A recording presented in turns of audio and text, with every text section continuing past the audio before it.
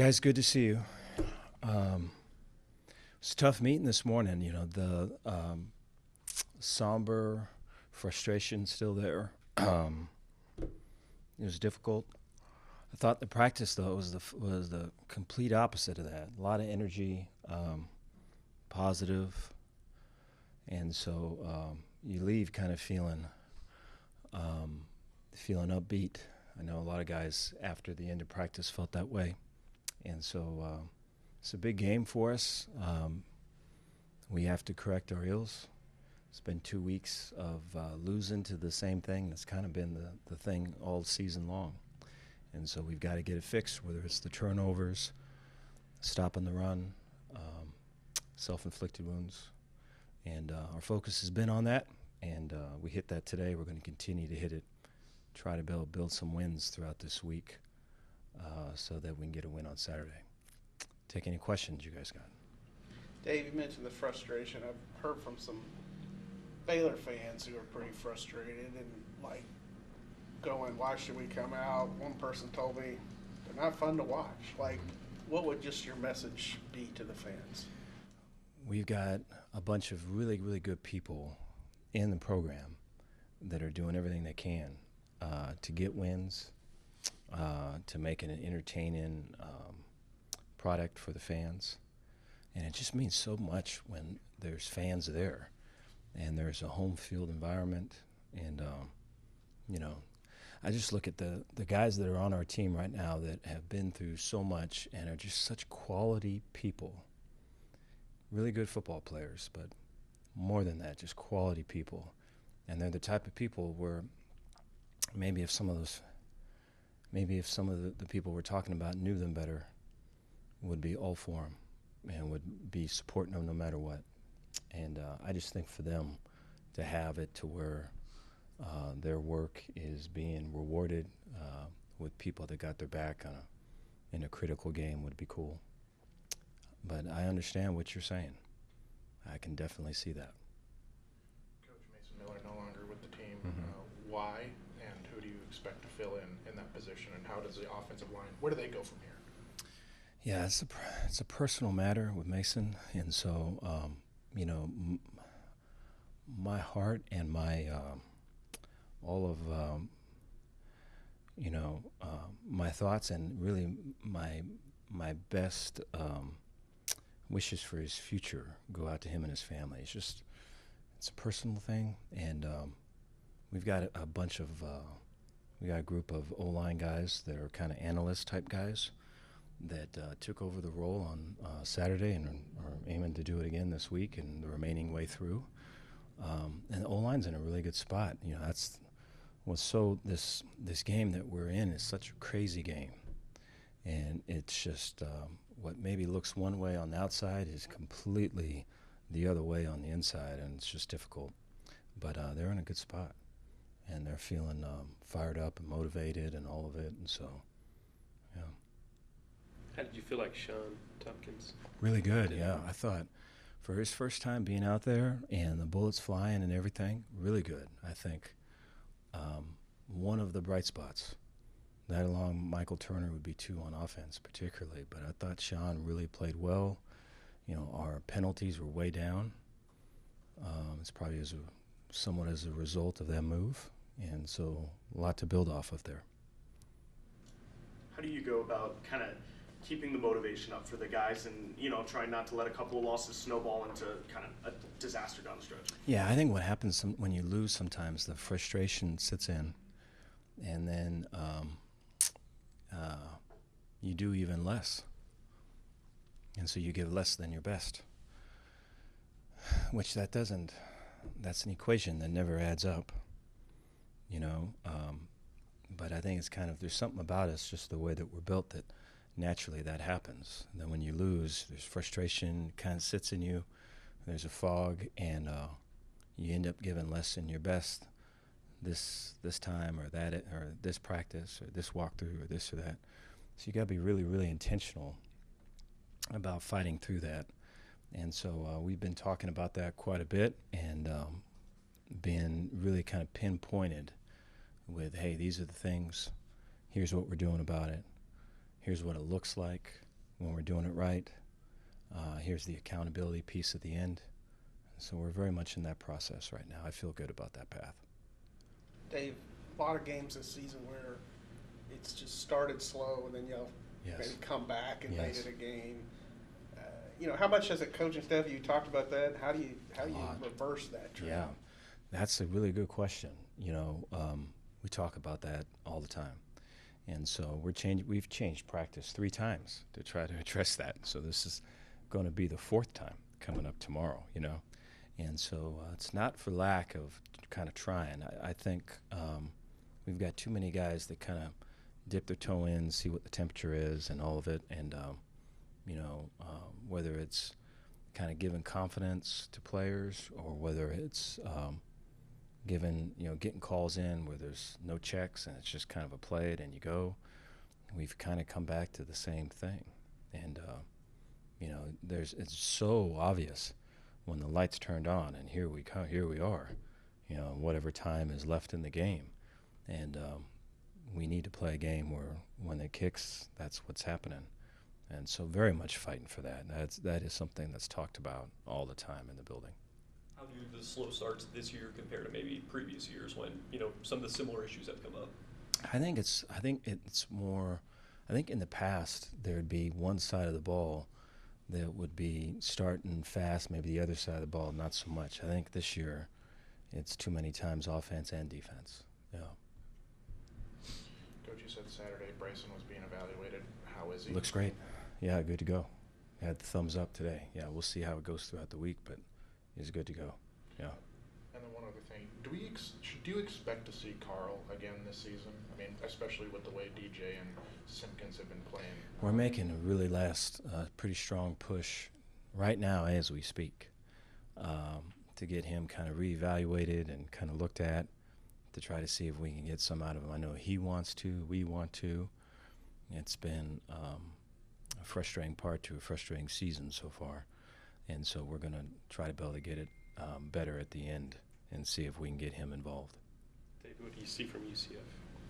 They're explosive on offense, very, very multiple. They got really good skill. Special teams is very explosive too. Their returners are really dangerous. Up front, in the past, coach has been really kind of multiple and a lot of line movement and kind of disruptive type stuff. They've got a very big and really good front, and so he kind of lets them go a little bit more. And so it'll be interesting just with the news that came out today and just all the things, how much movement and everything we get. I'm sure that's probably going to spike up a little bit because I think he's got always an itching to do that. But they've got really good skill on offense, really good front people on defense. It's a good team. They're coming off a bye.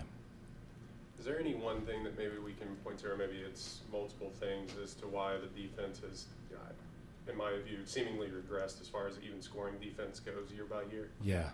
I think it's been trying to find consistently to where, if it's a run play, it's less than 4 yards, what's the structure? Just this year, we've moved through 3 structures to try to be able to get it to where we can play fast and adjust to all the things we got to adjust to. Every year's kind of been different. I think we've, a run play for us has been 7 yards. You watch other people, it's been 4 yards. And so to get it to where it needs to be 4 yards has been a task we haven't completed yet. How much do y'all just need some good vibes, a win, Yeah, I think so. Very much so. I think, you can feel, we talked about that fog earlier. A lot of times that fog can get you where, hey, it's calling on less effort. It's calling on negative vibes. You can point at this guy or point at that guy. It's him. It's that guy. It's certainly not me. But just a step away is a win. Just a step away is momentum. Just a step away is a winning streak, And so that's very much the case. And so we've identified that and are fighting that right now. You talk about some of those 4-yard runs for other teams being 7-yard runs for you guys. Have you been able to identify, do you feel like that's personnel, schematics, a combination kind of, yeah? I think it's a combination, yeah. I think it's, in every game, going all the way back to the Auburn game, there was a run that showed up in that game that they hadn't run, and we repped it in fall camp as a part of, hey, here's everything, here's how you fit everything, here's that. And then it showed up in that game, and we did kind of our normal deal of here's the drawing, here's the video, here's the fits, and we just couldn't get it fixed. Normally you get that fixed, and we just couldn't do it. And I go to this last week. Cincinnati's a really strong stretch zone team. They almost ran no zone or no stretch. It was all gap scheme, and we really struggled to get it fit. And it's just that. It's the things that in the past maybe haven't been difficult are difficult. Josh and Jacob, after the game, both kind of hinted that maybe they've shifted some expectations. Mm-hmm. Have you? No, winning. Yeah, we need to win. Yeah, very important to win. I think it's, it's one team, one purpose right now. Yeah. Dave, there was I know we've slept since then, but there was a 4th-and-1 play Yeah. on their drive Yeah. to go up 2 touchdowns. Yeah. Did you get an explanation from it looked like y'all had stopped him, and maybe he kept going. I don't know. Yeah, the guy that was on our sideline said he was on top of a body and was driving his legs to get the extra however many inches. That was what he said, yeah. Cooper Lands has played a lot, Yeah. At different positions along the Yeah. defensive line. What has he meant to this program, just his versatility and Yeah. commitment? Everything. Yeah, the guys love Coop. Coop walks in the room, the whole room, Coop, it just follows him everywhere he goes. That dude has been through a lot, and he's fit into a bunch of different roles. He's sacrificed himself over and over and over again. He's gained weight, lost weight. You want to win for guys like him. The next 4 games of the regular season, it doesn't really get much easier. How do you motivate the guys to, turn things around? I think they see that, and they see the schedule, and they know how important it is to win. And so the motivation's there. I think the execution's got to be better, but the motivation is there. Dave, you said in some situations like this you can point fingers and stuff. Yeah. What have you seen from your guys in terms of that?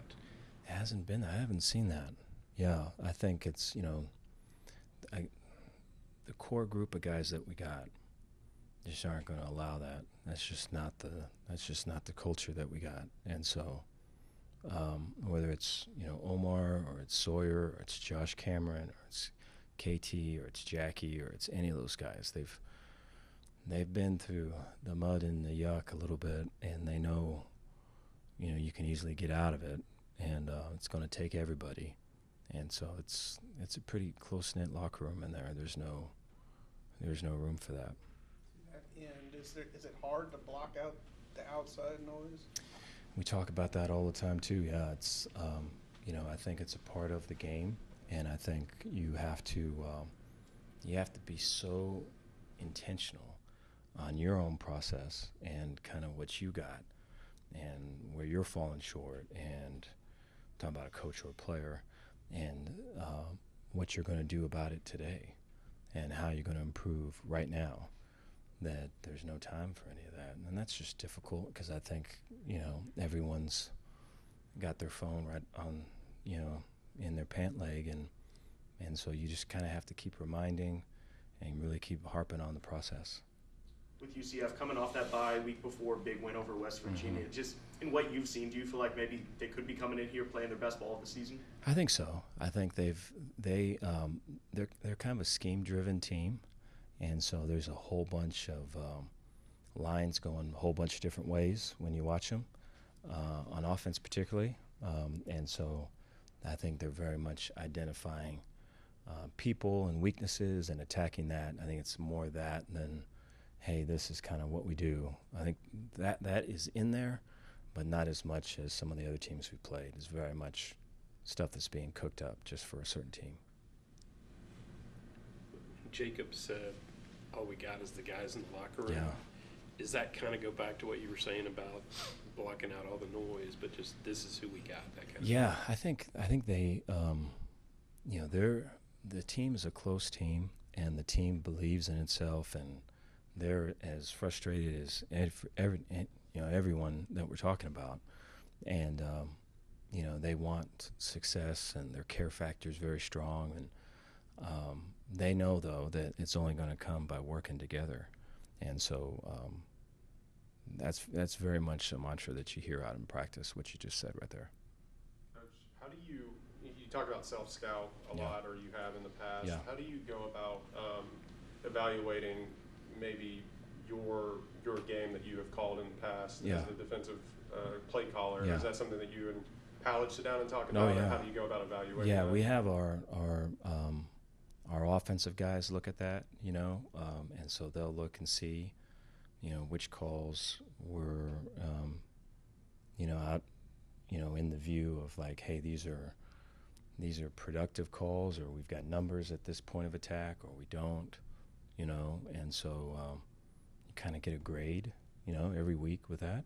So you're very, very detailed with that. I think that's something that I think you have to, because I think it's very important. And so you have to be willing to see the good and the bad and the ugly.